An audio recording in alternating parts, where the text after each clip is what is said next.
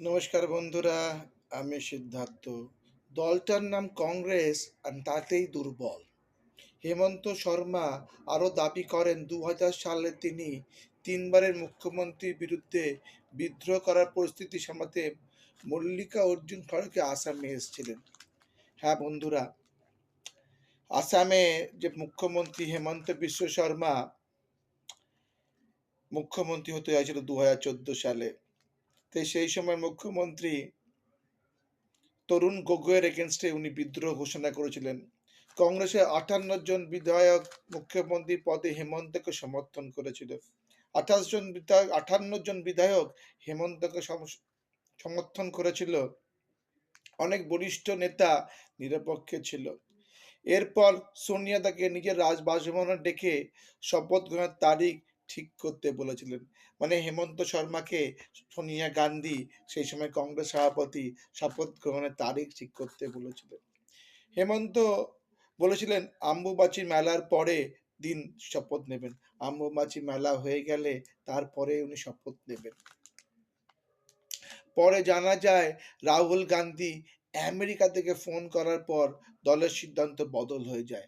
Rahul Gandhi America থেকে phone করার পরে ওই সিদ্ধান্ত বদল হয়ে যায়। ভূপেন গতকাল পদত্যাগ করেছিল। তার মানে কি শিখলাম আমরা?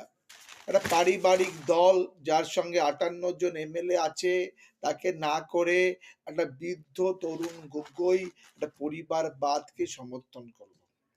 আর বিজেপিকে দেখুন, সেই হেমন্ত বিশ্ব শর্মাকে 2015 সালে কংগ্রেস থেকে তুলে নিয়ে এলো। তুলে নিয়ে আসার পর তাকে মন্ত্রিত্ব দিল। মন্ত্রিত্ব দেওয়ার ফলে সদানন্দ সোনোয়ালের আন্ডারে কাজ করলো ও 20 সালের নির্বাচন জেতার পরে হেমন্ত বিশ্ব শর্মাকে মুখ্যমন্ত্রী করলো। সদানন্দ সোনোয়ালকে নিয়ে এসে গেল কেন্দ্রেতে।